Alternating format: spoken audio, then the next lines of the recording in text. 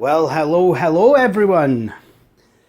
The Flying Scotsman here, and welcome to this video.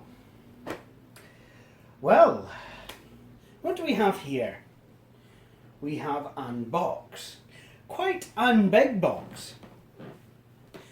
This is the sort of box that if you had delivered to your house, you'd be thinking, maybe I should open this box up. See what's inside. So, before I do open it, I probably should explain how I came this box. I came by it this box. How came I be this? How I came by this box.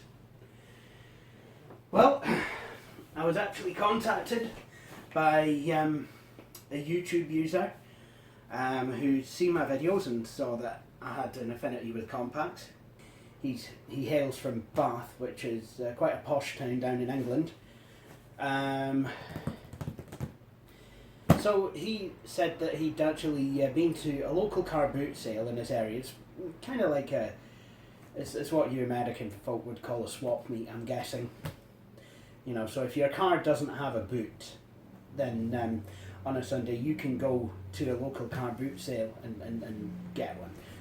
I'm getting on. So he found this computer from the local boot sale.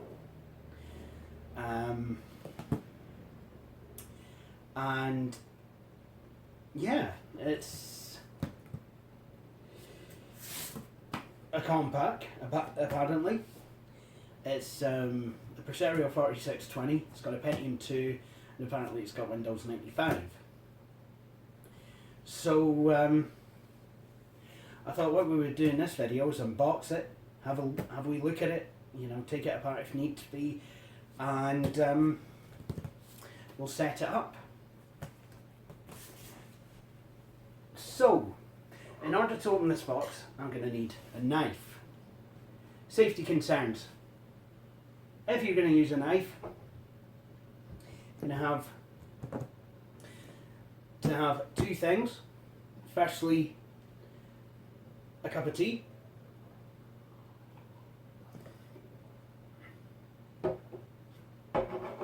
Nice.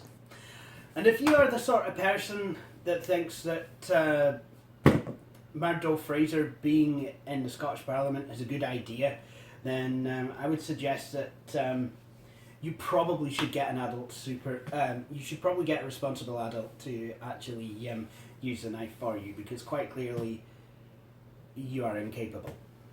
Anyway.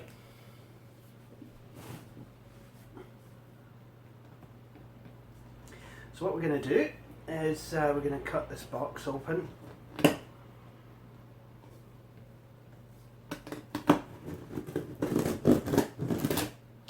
I don't want to scratch into the subcutaneous Compaq.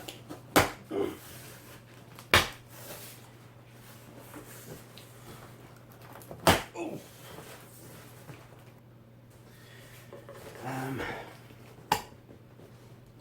So apparently there's a wee letter here. It says read me. Hey guys, it's a read me file. Wow, a physical manifestation of a readme file. This is good. This is good. Later in the video I will show you a 3D save button. Physical manifestation of a save button. Okay, so dare I read this? Okay. So, here's a wee note from the person who sent this machine. It says, "Hi Jay, I've watched your channel for a while now, as I am a fellow left-wing leaning vintage computer enthusiast. I bought this machine at a car boot sale back in May for the princely sum of £5 because it looked interesting, and if I didn't rescue it properly, would have been taken to the tip. If I didn't rescue it properly, it would have been taken to the tip. I decided not to keep it as it has a Pentium 2. My processor of choice from that era is the K6, so this had to go. I know you love old Compaqs, and I'm sure that with a little retro bright, this will be a great addition to your collection. There may be old games and files on it, as I haven't really touched the look since I bought it. Wish you all the best. Laurie Medley, www.youtube.com/c/Cianach. That sounds like some kind of Gaelic, actually. Is that the Cornish man? I'm going to have to look that up. Spelled Sionnaach. It does sound like that does sound like Scots Gaelic, actually. I know that because it's like the Gaelic word for Scotsman is Alabanach. The Scots word for the Gaelic word for Englishman is Sassenach. Okay, so let's unbox this. Okay, so we have lots and lots of broken bits of millions of styrenes. I believe they call that polystyrene.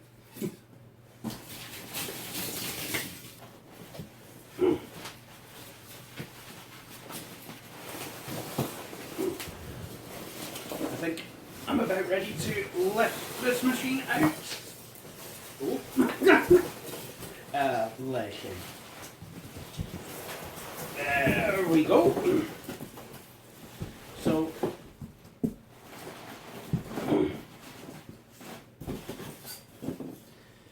just checking there's nothing else in the box.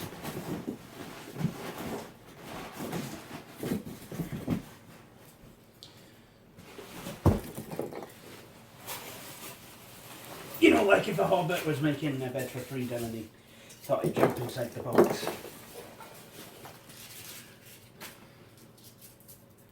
But now, let's get on to the actual unboxing of the system itself. Why don't we?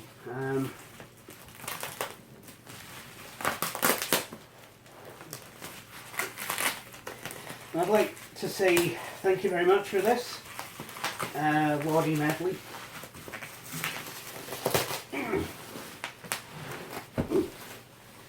Ooh. So as far as I can tell, this system I think came around at the same time as my 2240 did, and except it's a tower version, but it still has very much the same design, which means it'll be very, very similar to the 2240.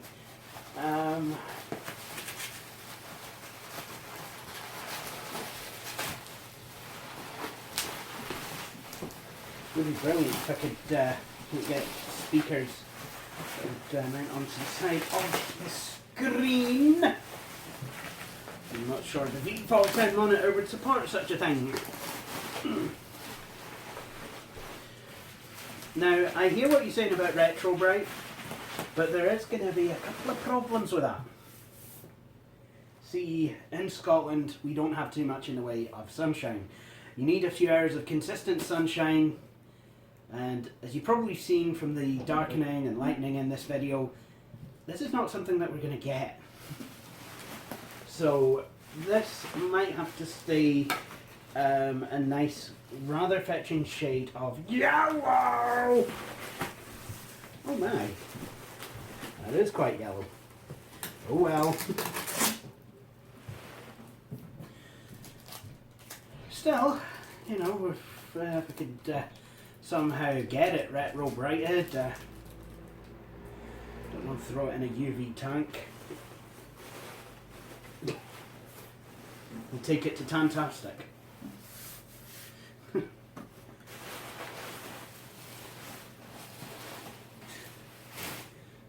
I get the feeling this is probably how we'd have to retro bright things up here in Scotland, is by taking things to a tanning saloon. Anyway, so here it is. Oof. So this machine is exceedingly small. Look at it. It's wee. So this has some kind of information button here, a sleep button, volume up and down buttons, optical drive, flippity floppity flippity floppity drive, but I can open this door and it reveals to me another 5¼ inch drive bay. Nice. So I could add another drive if I wanted to. And this does use an grey drive.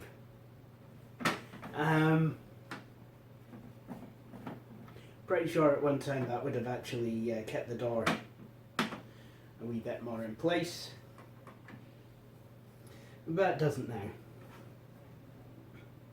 So yeah, this is a Compaq Presario 4620 and has this kind of thing. It's got a belly on it. A lot of these systems in the 90s did though. I'm amazed though. This is really, really tiny. I mean, the Presario 2240 I think is bigger. You know, I'd expect the tower to be bigger, but nope. This is actually quite wee. So why don't we have a look at the I/O on the back? So we have VGA out. We also have parallel printer, joystick port, game port joystick, USB, 2 USB ports, PS2 mouse and keyboard ports, microphone, speaker, I think that's the bass port actually. I know we've got line in and line out, I'm not sure which is which, but I'm pretty sure I can find out. Now, this is very, like I said, this is very similar. Oh, and here's a serial prop. Like I said, though, this is very, very, very, very, very similar to the 2240. So, you know, I wonder, actually, given that it came with Windows 95, whether it will restore from the 2240 CD. I mean, I know I could force it to, if I wanted it to, but you know, if it has its own install, I'd sooner use that. So this is a Pentium 2, so it'll probably get Windows 98 because I've got a couple of 95 boxes already. Unless I just like take it as read that all my Compaq desktops now run Windows 95. Because I do have my Desk Pro 5100. Anyway, I'm going to unscrew this, and it doesn't really look like I need my screwdriver to do so. So that was quite a loose screw, although this seems to be a wee bit tighter. I'm amazed, this thing is so wee! So now we're back with the machine and I have a screwdriver for the second screw that doesn't come loose on its own.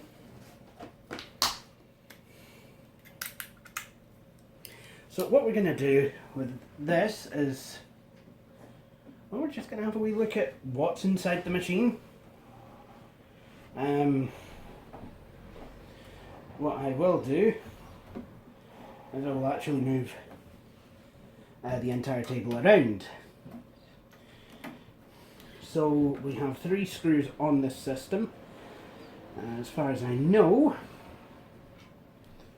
to hold it in place. Yeah. Oh!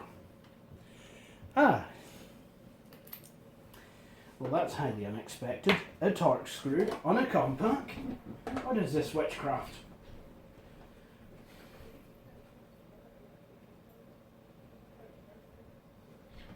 There we go.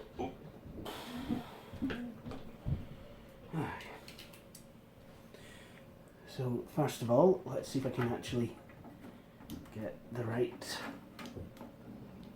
Torx bit.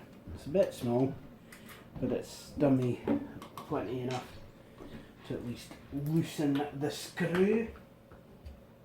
I'll actually throw in a more appropriate bit. Right, okay, so what we're going to try and do now is get the back panel off the machine.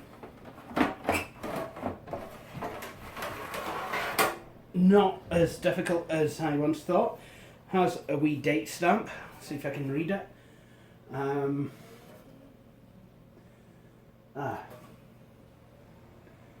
1998 something something.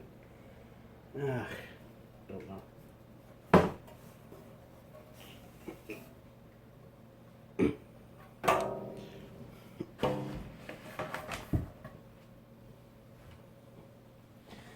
Now, one thing that I will say about this machine is, if needed, I do have a DVD drive. So let's have a look at what we've got. We have a, we actually have a standard Seagate in here. Nice. If I'm right, it should be 4 gigabytes. 3.8.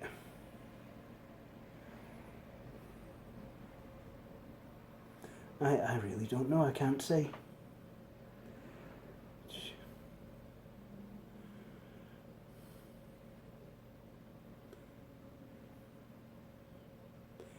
Yeah, I think that says 4 gigabyte hard disk. As far as I'm aware, this system should have, I did actually, oh my goodness. Forget these tables, this table really isn't appropriate for this machine, but it'll do at the moment. Hopefully, just keep a hold of it. And I think if I feel under the power supply, I think I can feel the CPU and its heatsink. So should be able to take this case off. You know, just undo a few screws here, and then it'll come right off. Now, a tower. This being a tower, I think it's not too difficult to actually make upgrades and changes. I know that my friend Jack was wanting to make a sleep out of his dead 5346 machine, which was a later one than this, but but the power supply over the top of the heatsink would have, you know, meant that he could only put a smaller stock heatsink in. And if you're one of those people who absolutely positively necessarily must make a sleeper out of this, just take heed that you know, you probably wouldn't want to put anything more than an Atom or a Celeron or something low power like that in here, and that is if you get past the custom, the bespoke faceplate. Compaq hadn't quite managed to master the art of ATXing. Right. As far as I'm aware, not that I've really seen much of anything, because you can't in here. This does all seem to be present and correct. I think. Floppy drive's plugged in, hard drive's plugged in. CD drive is plugged in. And I kind of like how it is on separate channels, so, you know, if I wanted to, I could add a separate hard disk, or even a second optical drive, or a zip drive. So, the best thing I can do now is just kind of put the lid back on, button it up, and we'll see if we can start this thing. I am very hot. I'm also very exhausted, but we're finally ready to power up this computer.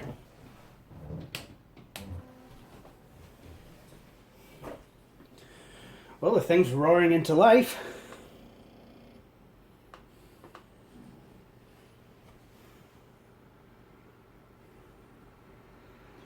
Well.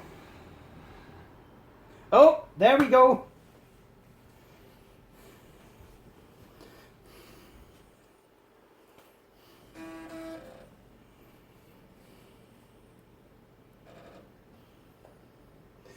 Probably would be a post beat there, but being the idiot that I am, I forgot to plug speakers into this.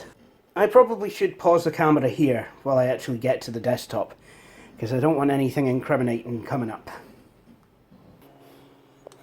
Okay, well, I think it is safe to come back. Well, what can I say? This desktop seems to be... yeah. What I am going to do right now... oh, this has got the ATI Rage as promised. Thanks, Compaq. ATI 3D Rage, ATI Technologies. I think what I will do is I'll drop the refresh rate. There we go. And I think what I'm also going to do is drop this down to 800 by 600 so I can actually be in with a shout of seeing it. There we go. So I wonder if we can get any information about this card from... well, I don't know. So this has apparently got a lot on it. There's Alexandria. Where have I seen that icon before? Please insert the CD-ROM. That's not going to happen. Okay, I just went onto Internet Explorer and I saw the most English looking email address. I'm not going to tell you the full one, but suffice it to say it began with 9. BT Together Internet, Better Together Internet. No, that's not right. That's going to have to be uninstalled. BT Together Internet, BT Yahoo Internet, Canon Photo Record, Canon Utilities, Disney Interactive, 101 Dalmatians Print Studio, 101 Dalmatians, remove 101 Dalmatians, Disney's Jungle Fun, uninstalled Disney's Jungle Fun, Epson printer, Epson Stylus C20. I'm guessing this is one of those printers that goes and so on and so forth. Kellogg's Football Frenzy. Can imagine that'll have run well on here. He lied. Moto Racer GT Demo. Works 4.0. PC Genius CD. Play School Children's Software. QuickTime. I can only assume it's version 4 actually.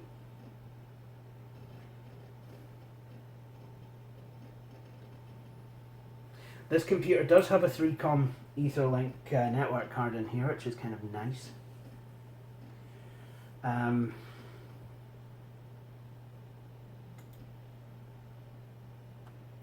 Which version of QuickTime are we on here? I like how they've changed up the Windows icons so they are full colour. Does this have plus or anything else like that on it? No, it doesn't appear to. So unless there's something... colour... okay, so QuickTime's not wanting to come up. That's fine. Startup... winter... oh, now it is. Oh, jinx. Well, that was off a slow, was it not? Let's open a movie. I really should probably find some speakers.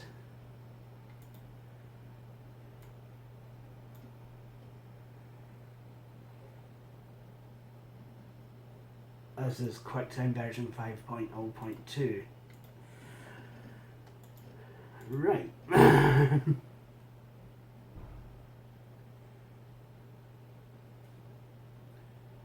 I would go into Works for, but I fear there may be other people's documents on here. Let's see if I can right click on my computer, see what is here. Compaq Computer Corporation. Presario, Pentium Pro, 64 megs of RAM. Compaq Presario modem. 3Com Etherlink ISA. ESS 1869 control interface. Nice.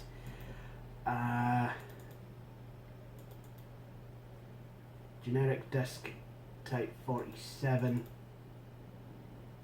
Nope, type 01. ATI 3D Rage Pro English DirectX. Look at that party.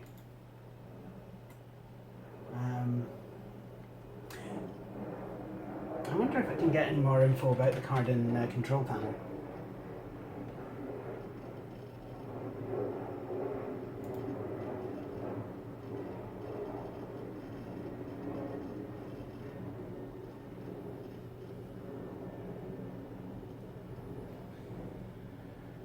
Well, might be able to in this wee program here, Compaq Diagnostics.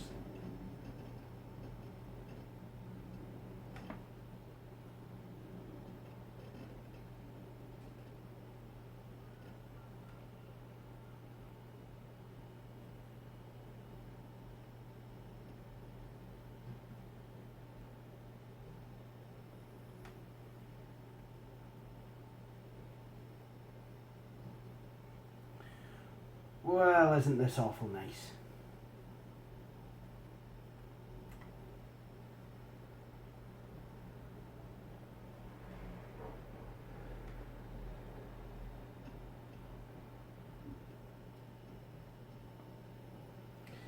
Pretty sure the Presario 2240 is running Compaq Diagnostics version 1.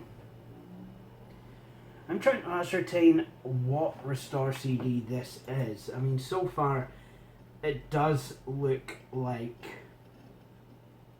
Minds, you know, with the Microsoft Works and the Quicken and Compaq Fax, Compaq Internet setup. It does. It looks exactly like mine. That's not right, surely. Pentium 2 at 166 megahertz. Surely that should be 266 megahertz. 64 megs of RAM, nice. 4 gig hard drive. Windows 95.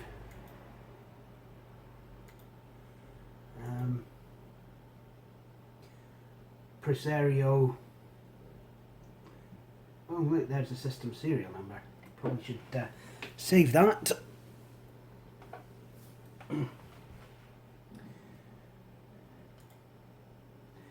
Enhanced, blah blah blah, blah do do. LPT, COM1, COM2, I'm guessing that's a modem.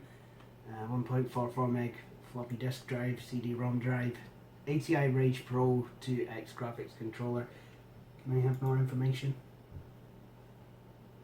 Oh, that's nice. 23rd of July 1997.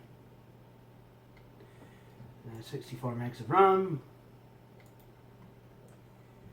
Microsoft Windows. Nice. And just kind of the usual stuff.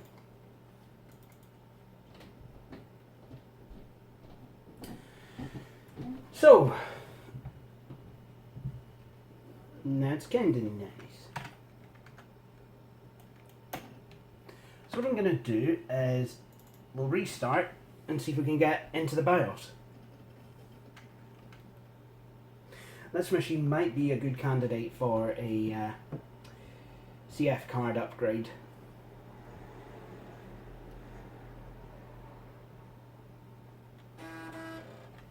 So I'm pressing F10 to go into setup.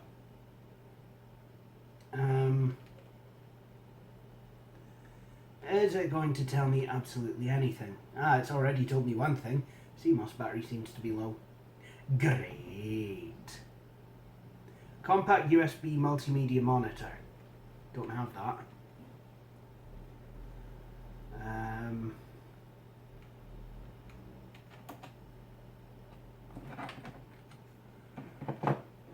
Power boot. Hard drive, removable format. Load setup defaults, that's good. See if we can set the date and time on this. So it's 17:37 08 17/2017.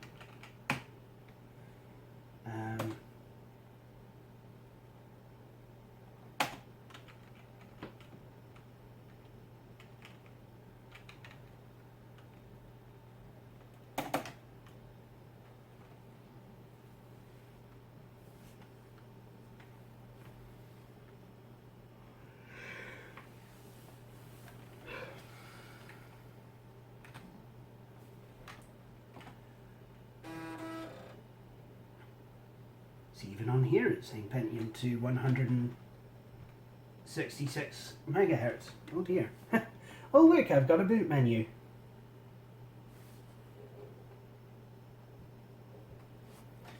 I wonder if there's a wattage issue with the CPU, because I'm pretty sure that should be a 266. Pretty sure they didn't make 166 megahertz Pentium 2s.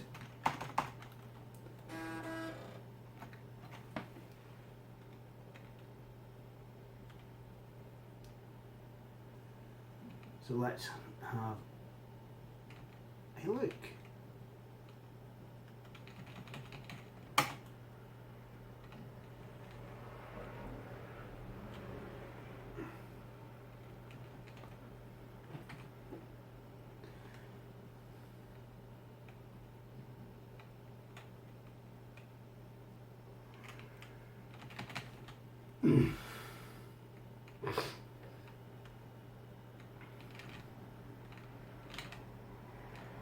PCI configuration, nope. I/O device configuration. Well, I suppose I'll have to make more sense of this.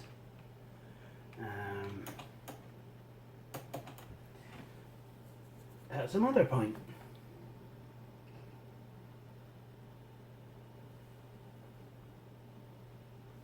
So, yeah.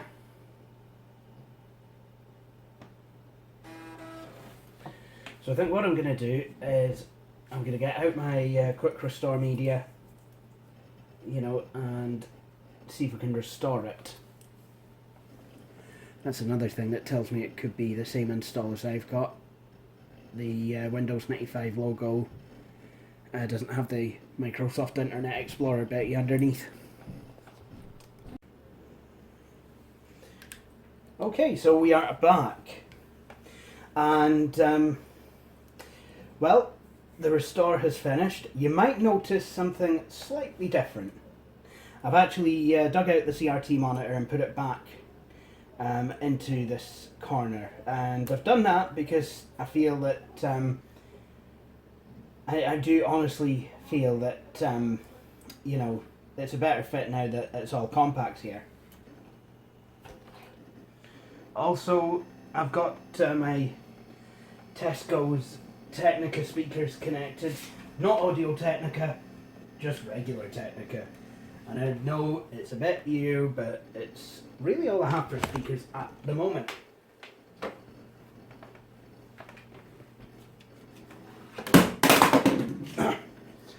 And I pretty much soon won't have these. You know what I think I'm gonna do? I'm just gonna stand them up on the fireplace. Right, okay, so we have learned that this disc doesn't really want to work. But that's not going to be too much of a problem because, well, I don't know. It's hopefully we can still get the drivers that we need. I should be able to procure them from Compaq. And I think what's going to happen is just install Windows 98, I guess. I would like to find the original Restore CD for this machine. And yes, it would have run Windows 95 originally, but I really want to run 98 on here.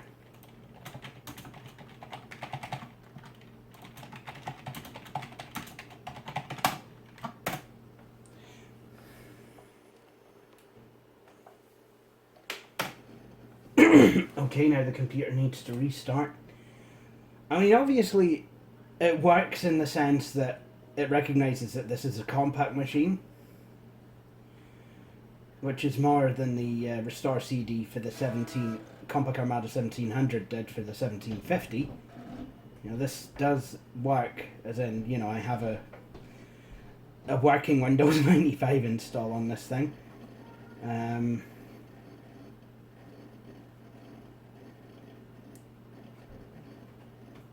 But yeah.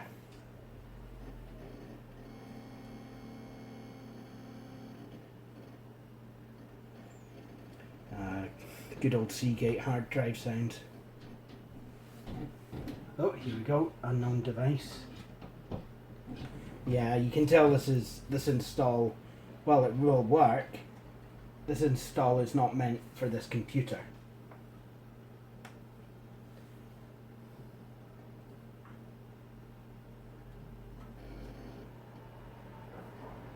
Although it has found the modem.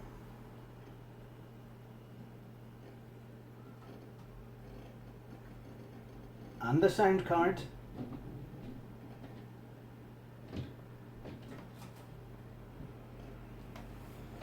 And the mouse port.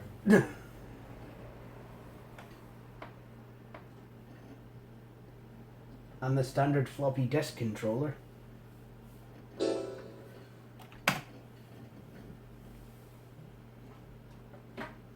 I also want to test the floppy drive as well.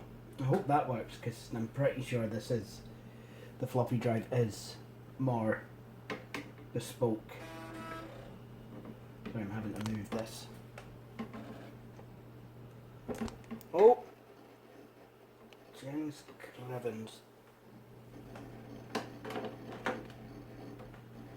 Oh, wait a minute. Floppy drive isn't behind the door. Alright, so let's see what happens now. I'm going to Windows. Yep. Unknown device, printer port.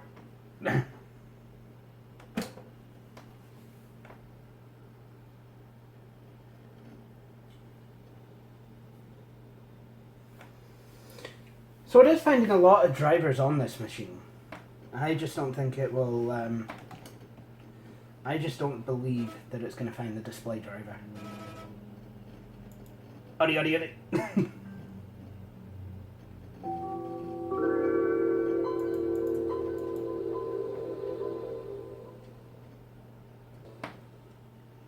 See, yep, there's a problem with your display settings.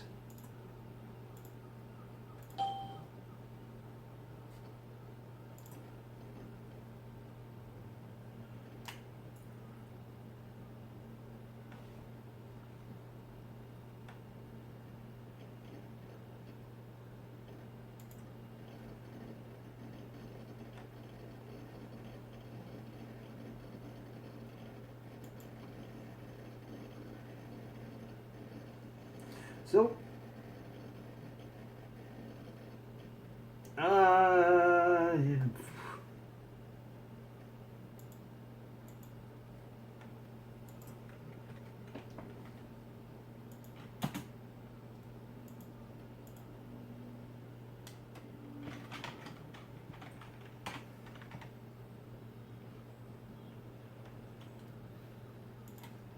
So there we have it. So let's see about testing this floppy disk drive with a disk that I'm not even sure works.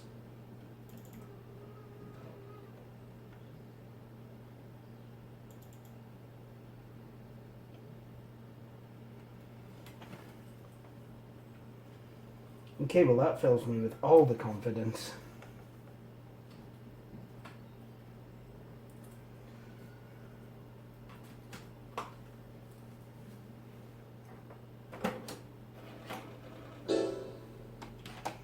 Well, that works well.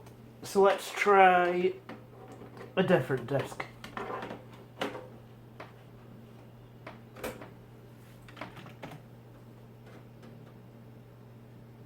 Yep, that works. In fact, let's run a wee test.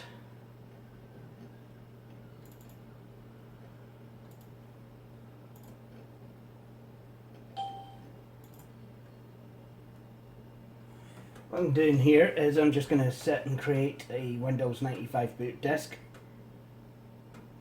from this machine, and we'll see how well it works.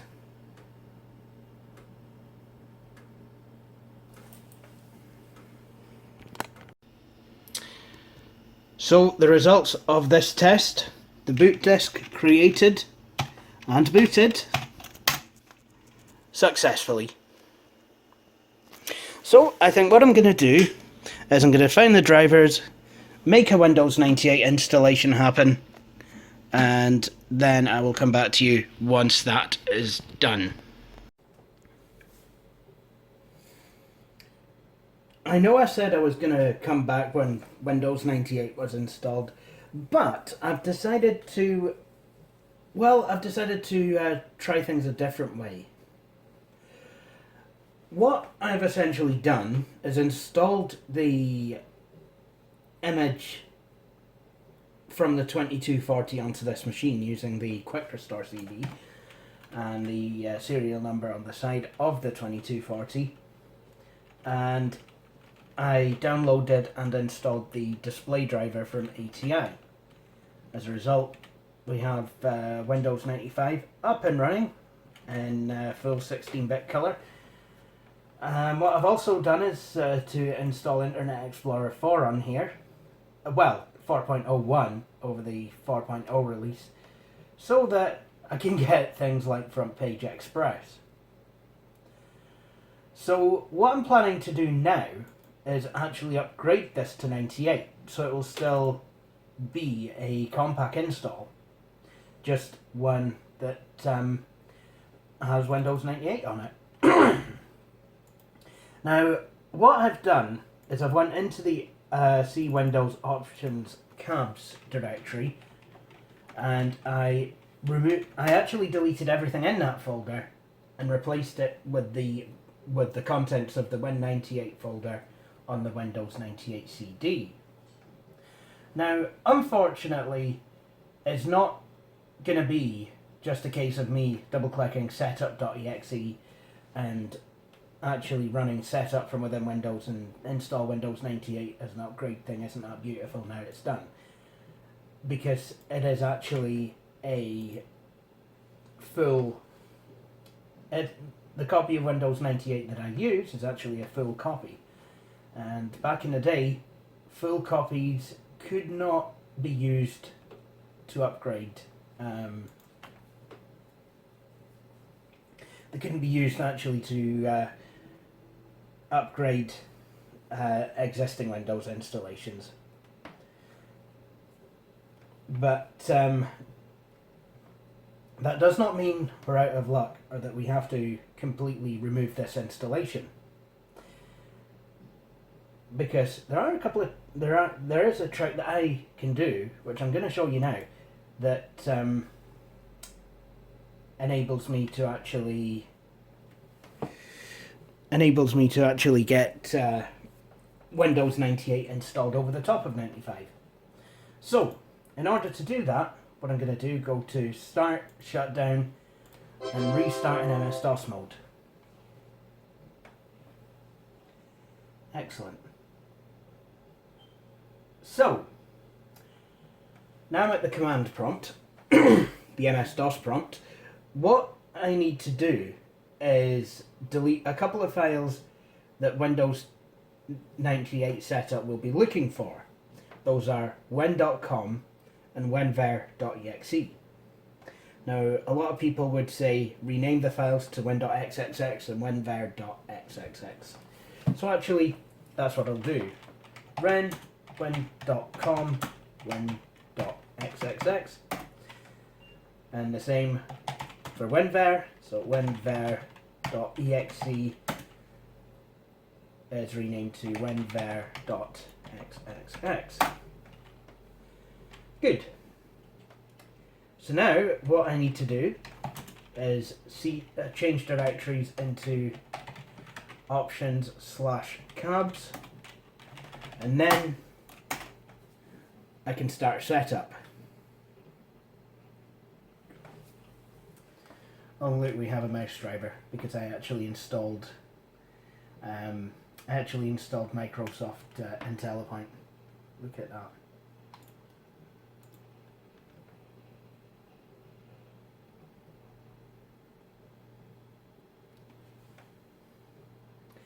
So this scan disk is going to take a wee bit longer than it would on a clean drive because obviously there's files to go through. That shouldn't be too much of a problem though.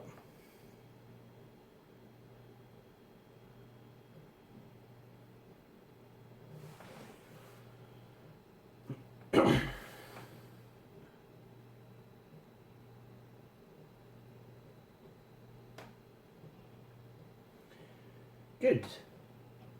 Now we wait until setup initializes. Excellent. So we are now in Windows 98 setup. So what we're going to do is click continue, and this is going to be a lot like when I actually install Windows 98 by copying all of the install files into the C Windows Option Cabs folder. It's going to realise that there's stuff in the C Windows directory, and it's going to attempt to install Windows 98 in Windows.000. And once again, that's not what I want to do. So what I'm going to do is click Other Directory and change it to C:\Windows. And what's happening now is Windows 98 setup is actually going down the upgrade install path. Please wait while setup prepares your Windows directory and verifies that your computer has enough disk space to install Windows 98.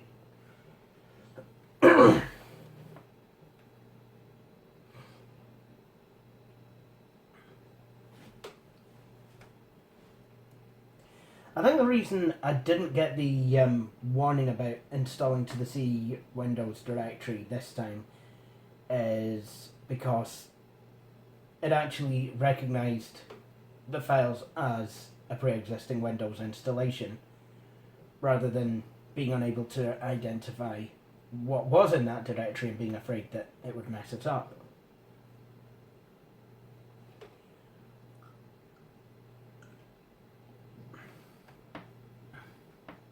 Checking for available disk space.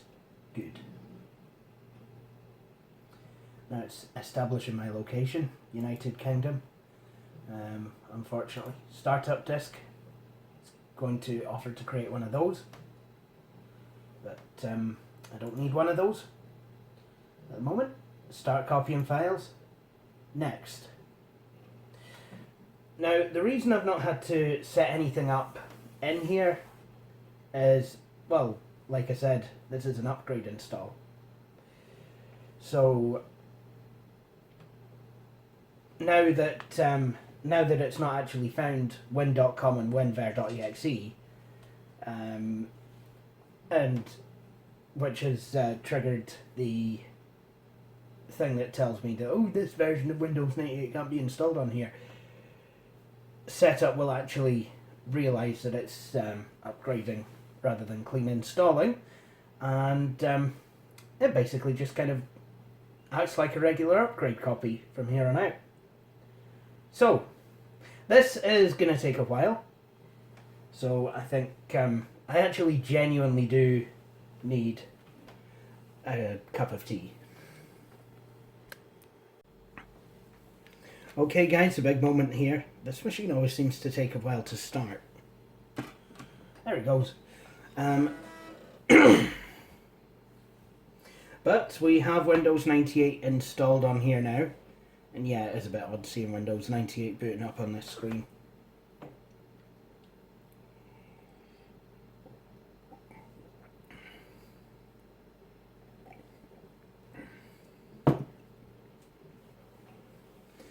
So, hopefully when this boots up, well, it should work out. If it doesn't, then, I mean, I'll figure something out.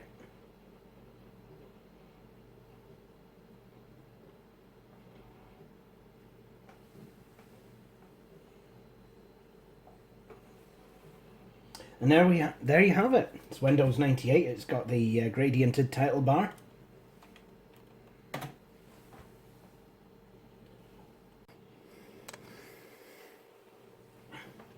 So here we are. We're at the desktop with the higher coloured icons, and yeah, this.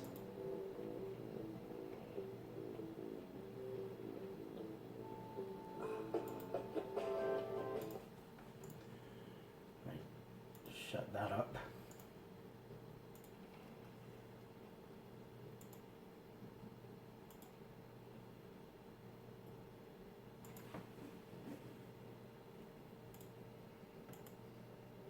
So we're still using the ATI driver, which I'm glad about.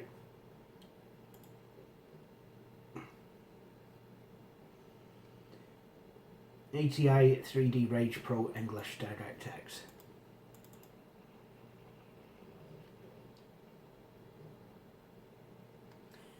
So there you have it. And if we go here, Compaq Computer Corporation, Presario, genuine Intel, Pentium 2 processor, 96 megs of RAM. Microsoft Windows 98, 2nd edition.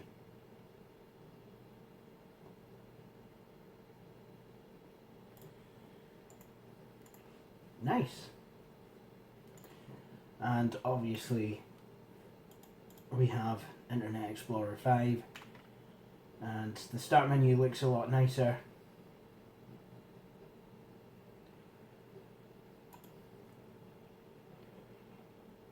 And we have Microsoft Works 4. Wasn't that nice?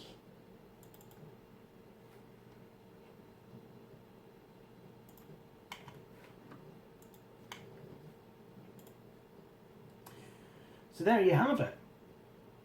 So that is this machine set up. I think one thing I ought to do is test the MIDI.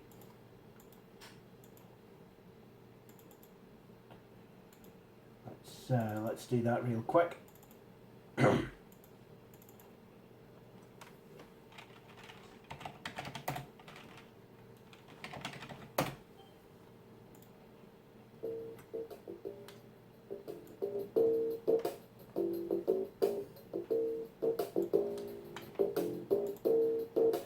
have a look at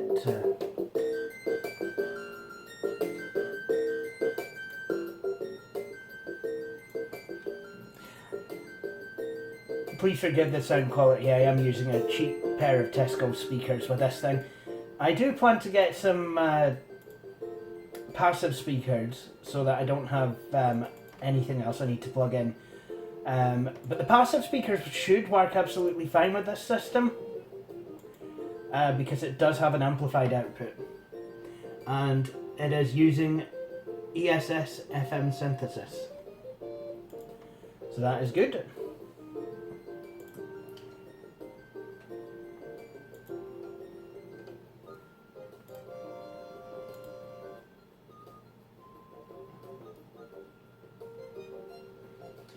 And we still have the Internet Explorer goodies as well.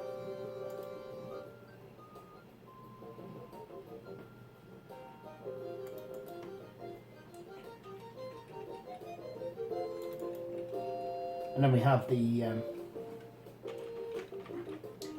online services as well as the wee shortcut. Find it interesting Compaq chose to shortcut the online services folder rather than shortcutting the installers.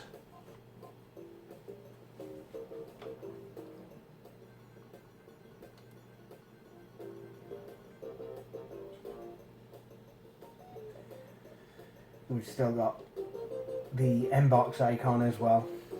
Set up the internet here. MSN. Obviously we have my documents.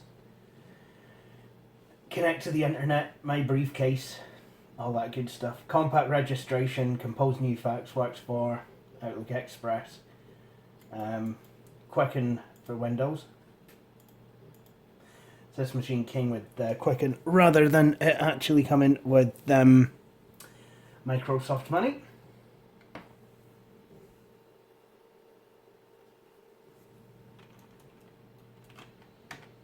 I'm sorry about the flickering on the screen, by the way, guys. It's a beautiful thing about CRT monitors. Anyway, I think what I will do is I will end this video, as I think it's gone on for quite long enough. But I hope you've all enjoyed watching it, and thank you for watching. Thank you for watching this video. If you enjoyed it and would like to see more, please consider subscribing to the Flying Scotsman YouTube channel. If you're looking for more things The Flying Scotsman, you can also follow the Flying Scotsman YouTube channel Facebook page and follow me on Twitter. To see my latest video, click on the link within the browser window. In the meantime, thank you for watching, and please do feel free to join me for my next video. Cheery bye.